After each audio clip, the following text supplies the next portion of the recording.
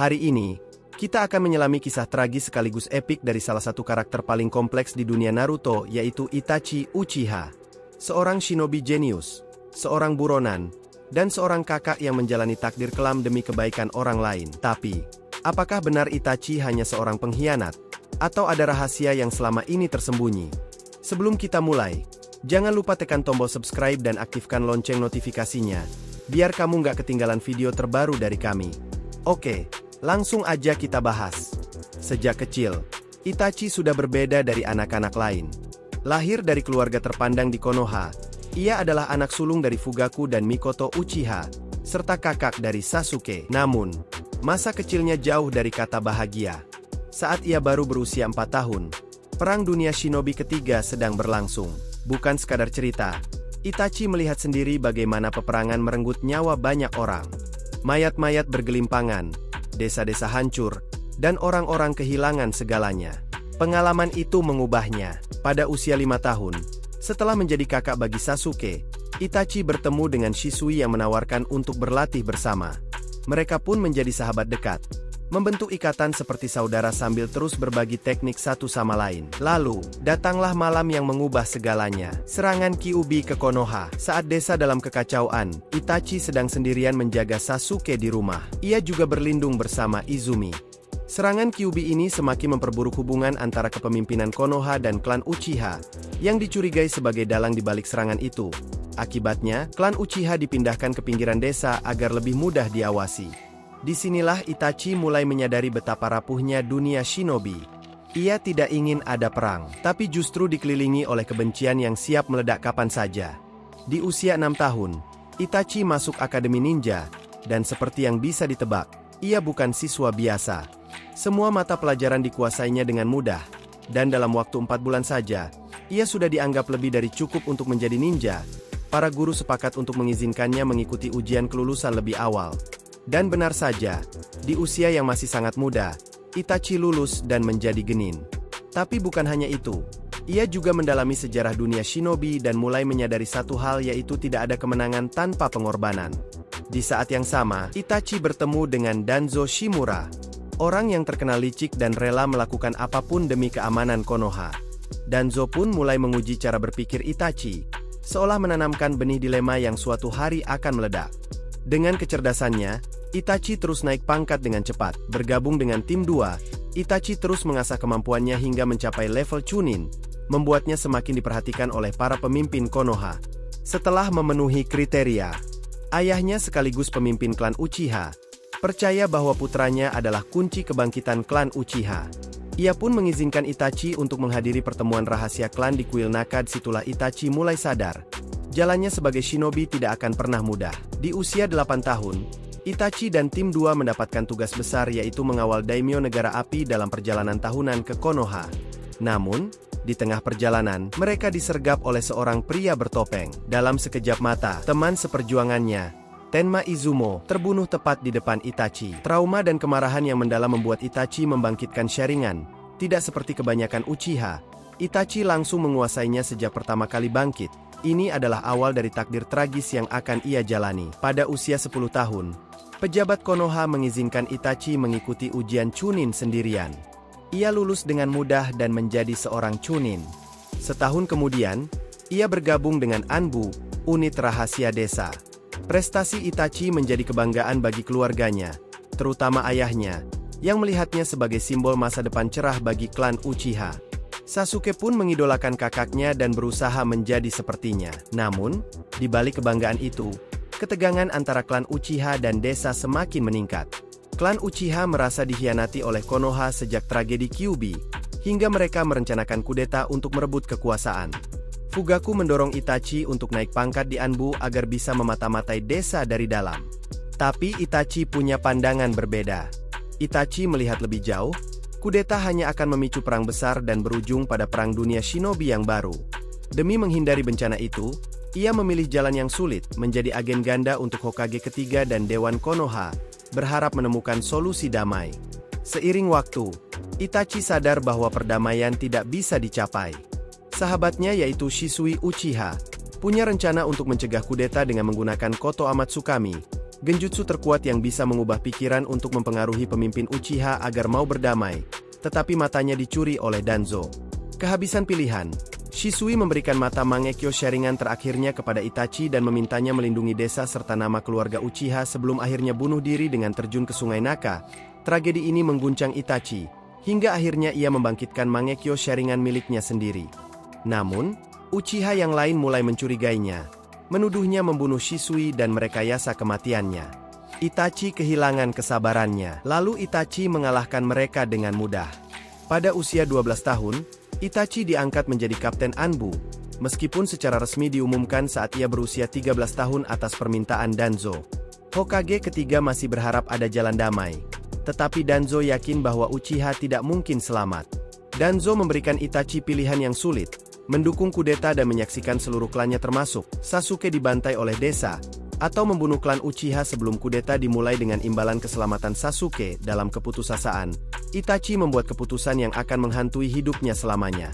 Ia memilih adiknya. Saat bersiap untuk menjalankan tugasnya, Itachi menemukan pria bertopeng berkeliaran di Konoha, yang ia yakini sebagai Madara Uchiha. Itachi menawarkan kesepakatan. Jika Madara membantunya membantai klan Uchiha, ia harus berjanji untuk tidak menyerang desa. Dalam satu malam, Itachi dan pria bertopeng itu menghabisi seluruh klan Uchiha. Dengan tangan sendiri, Itachi mengakhiri hidup kedua orang tuanya, namun di detik terakhir, mereka tetap menyatakan kebanggaan mereka padanya. Sebuah luka yang tak akan pernah sembuh di hatinya. Dibebani rasa bersalah, Itachi menetapkan satu hal, hanya satu orang yang pantas menghukumnya yaitu Sasuke. Maka, ia berperan sebagai penjahat, membangun kebencian dalam diri adiknya agar Sasuke memiliki alasan untuk menjadi lebih kuat dan menuntut balas dendam. Setelah meninggalkan Konoha, Itachi bergabung dengan Akatsuki untuk mengawasi pergerakan organisasi Akatsuki dari dalam dan memastikan organisasi ini tidak membahayakan desa. Awalnya, ia dipasangkan dengan Juzo Biwa, seorang mantan anggota 7 pendekar pedang dari Kirigakure. Keduanya bekerja sama dengan baik hingga misi mereka di negeri air, di mana mereka disergap oleh pasukan pemburu ninja yang dipimpin oleh Yagura. Meskipun berhasil mengalahkan Yagura dengan Amaterasu, Juzo terbunuh dalam pertempuran, meninggalkan Itachi sebagai satu-satunya yang selamat. Setelah kehilangan Juzo, ia dipasangkan dengan Kisame Hoshigaki, seorang pria yang membantai rekan-rekannya sendiri tanpa ragu. Keduanya, yang sama-sama dicap sebagai pengkhianat, karena sama-sama memiliki reputasi buruk sebagai pengkhianat desa masing-masing. Setelah itu Itachi kemudian membantu Akatsuki merekrut anggota baru, termasuk Deidara, yang sangat membenci Itachi setelah dikalahkan dengan mudah melalui genjutsu. Namun, bukan hanya Deidara yang mengincar Itachi. Orochimaru, tergoda oleh kekuatan Sharingannya, mencoba mencuri tubuhnya. Tapi seperti kebanyakan lawannya, Orochimaru terlalu percaya diri.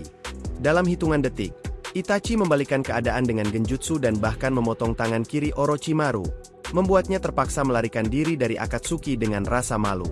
Meski kini menjadi anggota organisasi kriminal paling berbahaya, Itachi tak pernah melupakan misinya.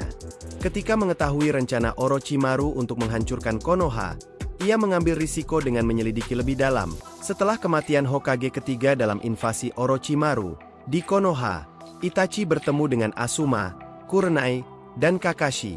Itachi menunjukkan betapa besarnya jurang kekuatan di antara mereka. Dalam hitungan detik, Kakashi terperangkap dalam Tsukuyomi, merasakan siksaan seolah-olah berlangsung selama berhari-hari.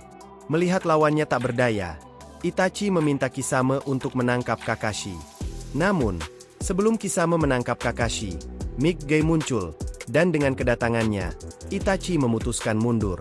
Mereka berdua lalu melacak Naruto ke kota Shukuba. Dengan liciknya, mereka menggunakan genjutsu untuk mengalihkan perhatian Jiraiya. Saat momen penangkapan Naruto hampir tiba, Sasuke muncul dengan Chidori yang menyala terang, namun, bagi Itachi, itu bukan ancaman. Dengan mudah, ia menangkis serangan itu, menghancurkan pergelangan tangan Sasuke, lalu mengejek kelemahannya.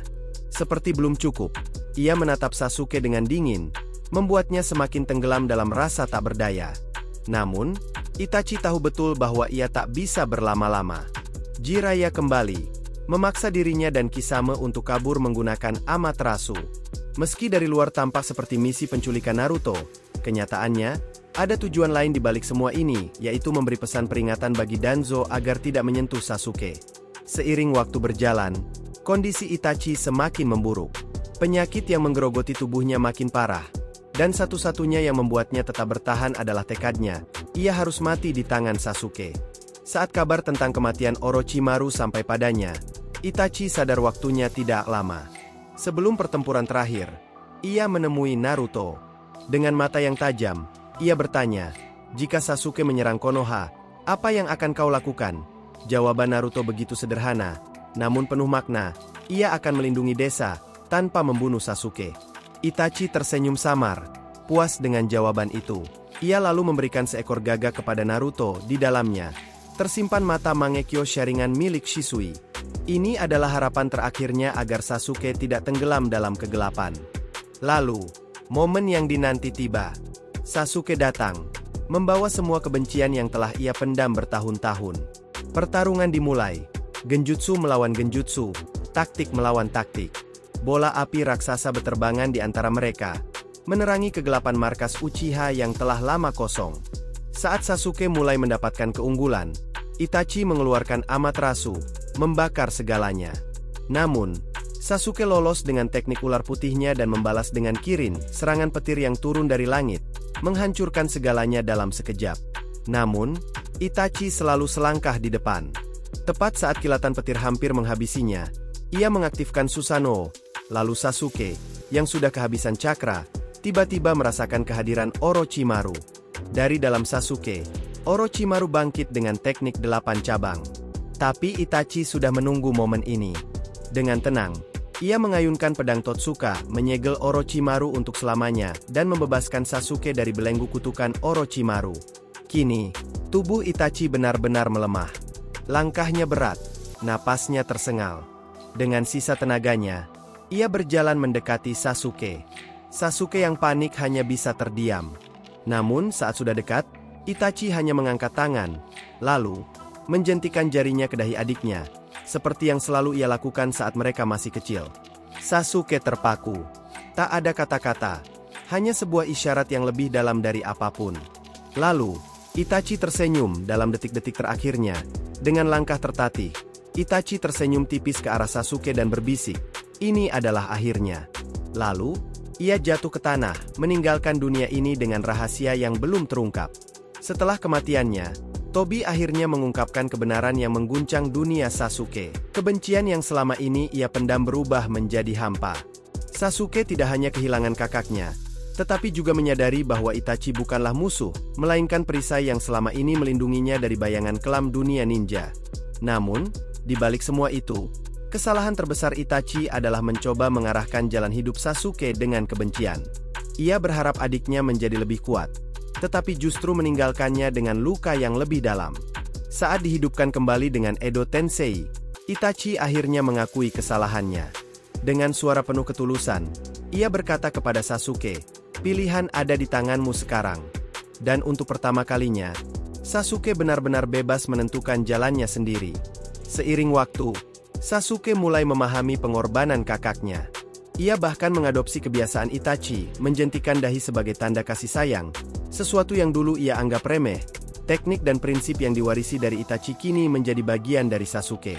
Di sisi lain, Naruto juga berusaha membersihkan nama Itachi. Meskipun banyak yang masih memandangnya sebagai pengkhianat, Hokage kelima dan para Kage akhirnya mengakui bahwa Itachi adalah pahlawan sejati, seorang ninja yang memilih dikutuk dunia demi melindungi desa dan orang-orang yang ia cintai. Itachi Uchiha adalah simbol pengorbanan, kesetiaan. Ia rela menjadi pengkhianat di mata dunia agar Konoha tetap berdiri. Meskipun dianggap pengkhianat, ia tetap seorang ninja Konoha hingga akhir hayatnya. Warisan Itachi tidak hanya hidup dalam diri Sasuke dan Naruto, tetapi juga dalam ingatan para ninja yang mengetahui kisahnya. Jadi, menurut kalian, apakah Itachi adalah pahlawan atau penjahat? Tulis pendapat kalian di kolom komentar.